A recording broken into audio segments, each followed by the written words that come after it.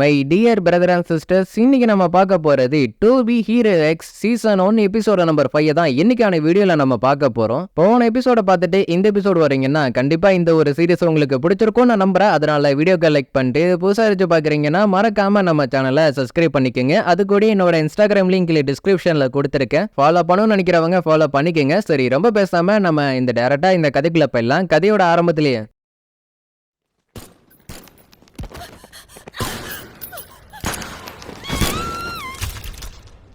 இந்த பையனை என்ன பண்றது, இவனை சேல் பண்ணிடலான்னு பேசிட்டு இருக்கும் போது அந்த இடத்துக்கு ஈஸ்வல் அப்படிங்கிற ஒரு ஹீரோ வந்து அந்த பையனை காப்பாத்துறாரு. கொஞ்சம் முன்னாடி வந்திருந்தா இந்த பையனோட பேரண்ட்ஸையும் சேர்த்து காப்பாத்திருக்கலாம். அந்த பையன் பேரண்ட்ஸை நினைச்சு வருத்தப்படுறப்ப, தம்பி உன் பேர் என்னன்னு கேக்குறாரு. என் பேரு யாங்சன். லேட்டா வந்தது மட்டும் இல்லாம கேக்குற கேள்வியை பாத்தியான்னு எனக்கும் கேட்க தோணுது. அப்படியே டைம் 16 வருஷம் ஸ்கிப் ஆகுது. இந்த 34 வருஷ கேரியர்ல இன்னும் வரையும் ஈஸ்வல் அவரோட ஃபேஸை ரிவீல் பண்ணதே கிடையாது. அவர் எப்ப அவரோட ஃபேஸை ரிவீல் பண்ணுவாருன்னு மக்கள் யாரும் ரொம்ப ஆர்வத்தோட காத்துக்கிட்டு இருக்காங்க. இந்த ஒரு 16 வருஷத்துல பையன் கொஞ்சம் பெரிய பையனா மாறிட்டான். அது மட்டும் இல்லாம அவன் கிளாஸ்ல இருக்கிற கிளாஸ் லீடரையே ஒன் சைடா லவ் பண்ணிட்டு இருக்கான். எப்பதான் உன் மனசுல இருக்கிறத நீ அந்த பொண்ணுகிட்ட சொல்ல போறேன்னு கேட்கும் போது, லக்கி ஷாயின்னு சொல்லிட்டு அந்த பொண்ணோட ஃபேவரட் சிங்கர் இருக்காங்க, அவங்களோட கான்சர்ட்டுக்கான டிக்கெட் நான் வாங்கி வச்சிருக்கேன். அதுவும் இவனோட பல நாள் சேவிங்ஸ் சேர்த்து வச்சுதான். அந்த பொண்ணை தனியா பார்த்து அவள்கிட்ட நான் இதை கொடுக்க போறேன். அதுக்கு முதல்ல நீ அந்த பொண்ணுகிட்ட போய் பேசணும் சொல்லிட்டு அந்த பக்கத்துல இருந்து ரிப்ளை வருது. சரி சரி விடுங்க, மத்தது எல்லாத்தையும் அப்புறம் பேசிக்கலாம் சொல்லிட்டு பைபிள கிளாஸ் ரூமுக்கு வந்து பார்த்தா அவர் சொன்ன மாதிரியே தான் நடக்குது. பைபிளுக்கு வாயில இருந்து வார்த்தை வரவே இல்ல. நீ ஏன் இப்பெல்லாம் கிளாஸுக்கு ஒழுங்கா வர்றதில்லன்னு கேட்கும் போது, நான் வேலைக்கு சேர்ந்துட்டேன், அதனாலதான் என்னால சரியா இங்கெல்லாம் வர முடியலன்னு சொல்றான். நம்ம ரொம்ப நாளா கிளாஸ் மட்டும் இருக்கோம், கிராஜுவேட் முடிச்சதுக்கு அப்புறம் என்ன பண்ணலாம்னு முடிவு பண்ணிருக்கேன். இவன் இந்த அளவுக்கு தயக்கத்தோட எல்லாம் கேட்கறது புரியாம, நீ ஏதாச்சும் கஷ்டத்துல இருக்கியான்னு இவ கேட்டாரா. இவ தூரம் இவ கஷ்டப்பட்டு எடுத்துட்டு வந்த அந்த டிக்கெட்டை எப்படியாச்சும் இவள்கிட்ட கொடுக்கணும், ஏன்னா இதான் சரியான நேரம்னு யோசிச்சுட்டு இருக்கும் போது அந்த இடத்துக்கு ஷென்ஷோ வந்து அவனோட ஸ்டார்ட் அப் பிசினஸ் பத்தி பேச ஆரம்பிக்கிறான். இதுக்கு மேல அவகிட்ட பேசுறதுக்கு வாய்ப்பு இல்லைன்னு தெரிஞ்சு போச்சு. ஆனா அவன் நீ என்ன பண்ணிட்டு இருக்கேன்னு கேட்கும் போது, நான் ஆல்ரெடி ஒரு ஜாப்ல வேலை பார்த்துட்டு இருக்கேன்னு சொல்றான். சரி வீக்கெண்ட்லாம் இருக்கா, கொஞ்சம் எக்ஸ்ட்ரா ஒர்க் பண்ண எக்ஸ்ட்ரா சேலரின்னு சொல்றான். ஆனா உண்மையிலேயே அதெல்லாம் கிடையாது. இங்க இரு தம்பி, இன்னைக்கு நைட்டு எம்ஜி வந்து நடிக்கிறதுக்காக ஆளுங்களை அனுப்புவாங்களாம். அவங்க மட்டும் மேல இன்ட்ரெஸ்ட் காமிச்சாங்கன்னு வச்சுக்கேன், ஈசோலோட 34th anniversary பெர்ஃபார்மன்ஸ்ல அவனால கலந்துக்க முடியும். ஆனா அதுல காசை மட்டும் இழந்து கடனாளி ஆயிடாதுன்னு அட்வைஸ் பண்றாரு. எந்த அளவுக்கு முடியுமோ அந்த அளவுக்கு பைபிள நல்லாவே ஆக்ட் பண்றான். வந்தவருக்கு அது ரொம்ப பிடிச்சிருக்கு. ஆனா ஆடியன்ஸ்ல இருந்து பாத்துக்கிட்டு இருக்கிற ஒரு பையனுக்கு அது பிடிக்கலன்னு நல்லாவே தெரியுது. இது உங்களுக்கு பிடிச்சிருந்தான்னு கேட்கும் போது அந்த ஒரு பையன் மட்டும், நீ பெர்ஃபார்மன்ஸ் பண்றதெல்லாம் ஓகே தான், ஆனா 5 வருஷத்துக்கு முன்னாடி இருக்கிற காஸ்டியூமை போட்டுட்டு வந்து நடிக்கிறீ, இதெல்லாம் உனக்கே நியாயமா இருக்கா? இந்த மாதிரி என்ன குறை சொல்ல முடியுமோ அது எல்லாத்தையுமே அந்த சின்ன பையன் சொல்லிட்டு இருக்கான். இது கேட்கிற மத்த பசங்க எல்லாருமே, நீங்க எங்களை ஏமாத்துறீங்களா, அப்பனா எங்க எல்லாருக்கும் ரீஃபண்ட் பண்ணுங்கன்னு சண்டை போட ஆரம்பிச்சாரு. அப்புறம் பார்க்க வந்து ஒரு பெருசா இன்ட்ரெஸ்ட் காமிக்காம போயிட்டாரு. ஏ தம்பி என்ன பண்றீங்க, பார்த்தா தெரியல, போட்டோ எடுக்கிறேன். நீ போட்டிருக்க காஸ்டியூம் வந்து புது ஸ்டைலையும் இல்ல பழைய ஸ்டைலும் இல்ல. இவன் சைலண்டா கலாய்க்கிறான். ஆனா அது கூட தெரியாம பைபிள் அது எல்லாத்தையும் கேட்டுக்கிட்டு இருக்கான். கடைசியில ஒரு சின்ன பையனோட அட்வைஸை கேட்கற மாதிரி ஆயிடுச்சுன்னு இவன் நினைச்சிட்டு இருக்கும் போதுதான் அந்த சின்ன பையனோட அக்கா யாருன்னு பார்த்தா இவன் ஒன் சைடா லவ் பண்ணிட்டு இருந்தான்ல அதே கிளாஸ் லீடர் தான். நீங்க ஈஸ்வல் ஆக்டரானு அந்த புள்ள கேட்கும் போது பைபிளுக்கு வாயில இருந்து வார்த்தை வர மாட்டேங்குது. என்னோட தம்பிக்கு உங்களோட ஆக்டிங்னா ரொம்ப பிடிக்கும், எப்பயுமே உங்களை பத்தி தான் சொல்லிட்டு இருப்பான். அப்புறம் நாளைக்கு ஃப்ரீயா இருந்தீங்கன்னா நம்ம 2 பேரும் மட்டும் தனியா மீட் பண்ணி பேசலாமான்னு கேட்கிறா. கான்டாக்ட் நம்பர் வாங்கிட்டு மெசேஜ் பண்றா. ஆனா இவனுக்கு எப்படி ரிப்ளை பண்றதுன்னு கூட தெரிய மாட்டேங்குது. இவன் மாஸ்க் போட்டிருந்த ஒரே காரணத்தினால அந்த பொண்ணு இவன் கிட்ட பேசலன்னு இவன் நினைச்சுக்கிறான். குழந்தைங்களுக்கு பிடிச்ச மாதிரி நடிக்கிறது ஒன்றும் சாதாரண விஷயம் கிடையாது. அதை நினைச்சு நீ வெக்கப்பட தேவையில்ல. நீ அந்த பொண்ணுக்கு ஏதாச்சும் வாங்கி கொடுக்குற மாதிரி இந்த கடைக்கு கூட்டிட்டு வந்து அவகிட்ட அந்த டிக்கெட்டை நீட்டி என் கூட வரியான்னு கேட்டுடு. ஏன்னா அது கப்பிள்ஸ்க்கான பிளேஸ், கண்டிப்பா உனக்கு ஓகே ஆகும். நாங்க எல்லா டெலிவரியும் பண்ணிட்டோம். இங்க மாச சம்பளம் என்னன்னு கேட்டு அந்த இடத்துக்கு 2 பேர் வரானுங்க. உங்க மேல ஏகப்பட்ட ரிப்போர்ட் வந்திருக்கு. இப்படி இருக்கும்போது நான் உங்களுக்கு சம்பளம் கொடுப்பேன்னு எதிர்பார்க்கறீங்களான்னு அவர் கேட்கிறாரு. இவ பெருசு, நாங்க இல்லாம எப்படி நீ டெலிவரி பண்ண போற, அதுக்கு தான் ஆல்ரெடி நான் ஒரு பையனை பார்த்து வச்சிருக்கேன்னு பைபிளைய கோத்து விட்டுறாரு.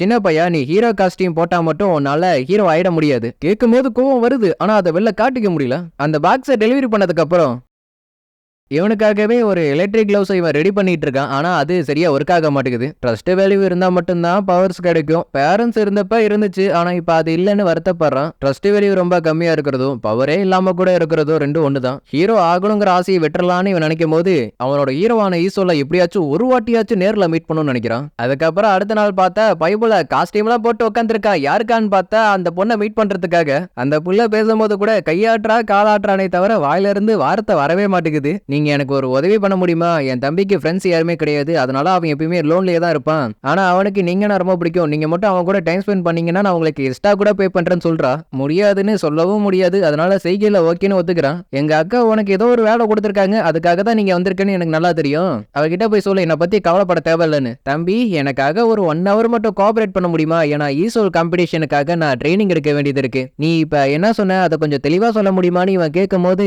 இவன் அவன்கிட்ட இருக்கிற எல்லா டூல்ஸுமே எடுத்து காமிக்கிறான். என்ன இது பாக்குறதுக்கு எல்லாம் சொப்பு சம்ம மாதிரி இருக்கு, எல்லாம் ஃபேக்கு தானே, நீ என்ன வச்சு விளையாடுறியா? எனக்கெல்லாம் ஈசோல் மாதிரி பவர்லாம் கிடையாது, நீ ஈசோல் மாதிரி நடிக்கிற, அதுவே உனக்கு போதாதான்னு இவன் கேட்கும் போது சரி ஓகே டிஃபரன்ஸ் இருந்துச்சுன்னா சொல்லு, என்னால முடிஞ்ச அளவுக்கு எல்லாத்தையுமே நான் சரி பண்ணிக்கிறேன்னு சொல்றான். எனக்கு எதுவும் தெரியாது, ஆனா அவர் கொடுத்த அதே வைப்பை நீயும் கொடுத்த, அது மட்டும் தான் எனக்கு தெரியும். நீ சொல்ற அந்த வைப்பு எனக்கு எந்த ஹெல்ப்பும் பண்ண போறது கிடையாதுன்னு சொல்லும் போது அப்படி இருக்கும்போது எக்ஸாம்பிளுக்கு எங்க அக்காவை உனக்கு பிடிச்சிருக்கு தானே, ஏன்னா எங்க அக்கா கிட்ட பேசும்போது மட்டும் ஏன் உன் முகத்தை நீ மறைச்சுக்கிற?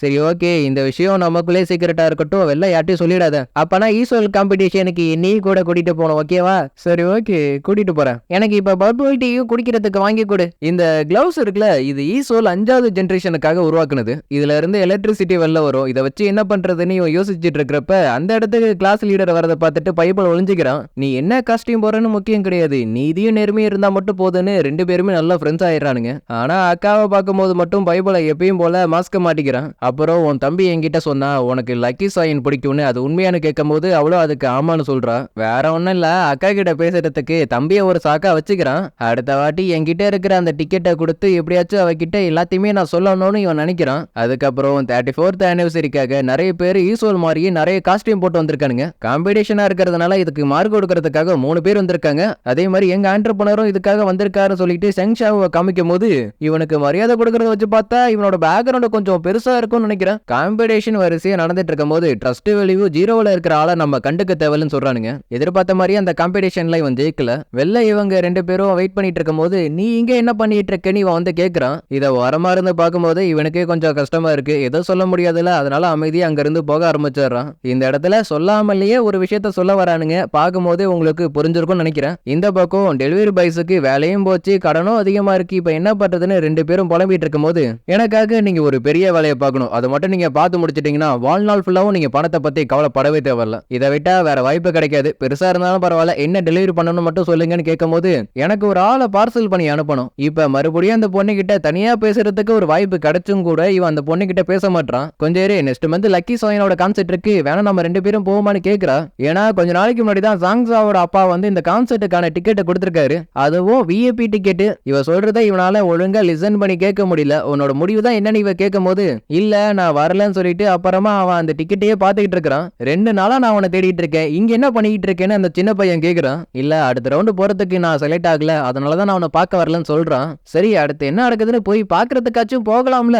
அங்க போயும் எந்த பயனும் கிடையாது, ஏன்னா கூட்டத்தோட கூட்டமா இருக்கும் போது கண்டிப்பா ஈசோல் பாக்குறதுக்கு வாய்ப்பே இல்ல. நீயும் அவரை மாதிரி ஒரு ஹீரோவாக நினைச்ச, எது நானா? அதுக்கெல்லாம் வாய்ப்பே இல்ல. அப்ப சரி இதுக்கு மேல அந்த ரகசியத்தை நான் மறைக்க போறது இல்லைன்னு சொல்றான். இப்பதான் தெரியுது டெலிவரி பண்ண சொன்னது அந்த குட்டி பையனை. நாம அந்த பையனை பிடிச்சாச்சு, ஆனா அவனை எங்க கொண்டு போய் சேர்க்கணும்னு சொல்லவே இல்லையா? ப்ரோ கொஞ்சம் பாரு, நம்மள ஃபாலோ பண்ணிக்கிட்டே ஒருத்தன் வந்துகிட்டு இருக்கான். என்ன இவன் என்ன பண்ணாலும் நம்மள ஃபாலோ பண்ணிட்டு வந்துட்டு இருக்கானு, என்ன பண்றதுன்னு வண்டியை வளைச்சு ஓட்ட ஆரம்பிச்சாரானுங்க. அப்போ கூட ஃபாலோ பண்ணிட்டே போறான், ஆனா ஒரு கட்டத்துக்கு அப்புறம் முடியாம போயிடுது. சரி இப்ப வண்டியை ஹைவேக்கு விடுன்னு இவன் சொல்லும் போது பைபிள எப்படி வந்தான்னு தெரியல, ஆனா கரெக்டா என்ட்ரி கொடுத்துறான். 34th ஆனிவர்சரிக்காக உங்களை பார்த்து பேசுறதுக்காக ஈசோல் வராருன்னு சொல்ற அதே நேரத்துல தான் இவன் அந்த பையனை காப்பாத்த போய் இவனுங்க கூட சண்டை போடுற மாதிரி ஆயிடுது. மக்கள் எல்லாரும் என்கிட்ட கேட்பாங்க 34 வருஷமா ஹீரோவா இருந்துட்டு ஏன் உங்களோட மாஸ்கை இன்ன வரையும் கழட்டினது இல்லைன்னு. ட்ரஸ்ட் வேல்யூ இல்லாத ஒன்ன யாரும் நம்ப மாட்டாங்க. இப்படி இருக்கும் போது ஈஸ்வர் மாதிரி ஆகணுங்கிறவனோட கனவு நடக்கவே நடக்காது. இந்த உலகத்துல ரொம்ப பயம் இருக்கிறதுனாலயா, இல்ல மக்களோட உண்மையான உருவம் வெளில தெரிஞ்சிடக்கூடாதுன்னு நினைக்கிறாங்களா? என்னோட செல்ல பையனுக்கு இனிய பிறந்த நாள், நீயும் ஈஸ்வர் மாதிரி தைரியமா வளரணும்னு நான் ஆசைப்படுறேன். இல்ல நம்ம நேசிக்கிறவங்களை இழந்துருவோங்கிற பயத்தினாலயா? எனக்கு என் மாஸ்கை கழட்டுறதுக்கு நிறையவே வாய்ப்பு கிடைச்சிச்சு, பட் இது சாதாரண மாஸ்க் மட்டும் கிடையாது, இது இருக்கிறதுனால தான் என்னால நேர்மையா இருக்க முடியுதுன்னு சொல்றான். இவன் இருக்கிறது நமக்கு பிரச்சனை தான், அதனால இவனை முடிச்சுட்டு வேணா அந்த பையனை தூக்கிட்டு போலான்னு முடிவு பண்றானுங்க. உன்னால முடியும், விட்டு கொடுத்துடாம சண்டை போடு ஈசோல்னு சொல்லும் போது இத்தனை வருஷம் ஜீரோவா இருந்த ட்ரஸ்ட் வெளியே இப்போ ஒன்னா மாதிரி அவனுக்கு பவரா கிடைக்குது. அதுக்கப்புறம் இவனுக்கு கிடைச்ச பவரை வச்சு அவனுங்க 2 பேரையுமே துவச்சு எடுக்க ஆரம்பிச்சிடுறான். ரொம்ப வருஷத்துக்கு அப்புறம் ஒருத்தங்க என் மேல ட்ரஸ்ட் வச்சிருக்காங்கன்னு இவன் ரொம்ப சந்தோஷப்படுறான். நான் பார்த்ததுலயே இப்பதான் நீ ரொம்ப நல்லா நடிச்சிருக்க தெரியுமா? அதுக்கப்புறம் அக்காவை பார்த்த தம்பியும் இந்த விஷயத்த சொல்ற, என்ன ஈசோல் தான் காப்பாத்தினாருன்னு அவகிட்ட பேசுறதுக்கு தயக்கப்பட்ட அவனும் மாஸ்க மாட்டிக்கிட்டு அங்கிருந்து போகும்போது, இது நீங்க நல்லா தானே இருக்கீங்க, உங்களை இதுக்கப்புறம் நான் எப்படி கூப்பிடுறதுன்னு கேட்கும்போது அந்த இடத்துக்கு சாங்ஷா வந்து பேச ஆரம்பிக்கிறான். நீ இந்த இடத்துல இருப்பேன்னு நான் கொஞ்சம் கூட எதிர்பார்க்கலன்னு. இதுக்கு மேல இவங்களை டிஸ்டர்ப் பண்ண வேணான்னு நினைச்சவன் அங்கிருந்து போகும்போது, கொஞ்சம் இரு உனக்காக நான் இருக்க யோன்சன்னு சொல்றத கேட்டு 3 பேருமே ஷாக் ஆயிடுறாங்க. இந்த இடத்துல இந்த எபிசோடு முடியுது. சோ கைஸ், இந்த எபிசோடு பிரச்சனை கீழே மறக்காம கமெண்ட்ல சொல்லுங்க. இந்த எபிசோடு உங்களுக்கு புரியாம கூட போகலாம், ஏன்னா இதெல்லாம் லிங் ஹீரோ ஆகுறதுக்கும் முன்னாடி நடக்கிறது. அதனால நான் எதையும் அவசரப்பட்டு ஸ்பாய்லர் பண்ண விரும்பல. சோ நான் உங்களை அடுத்த எபிசோட்ல வந்து பாக்குறேன். பாய், see you, take care, bye, love you all, see you again.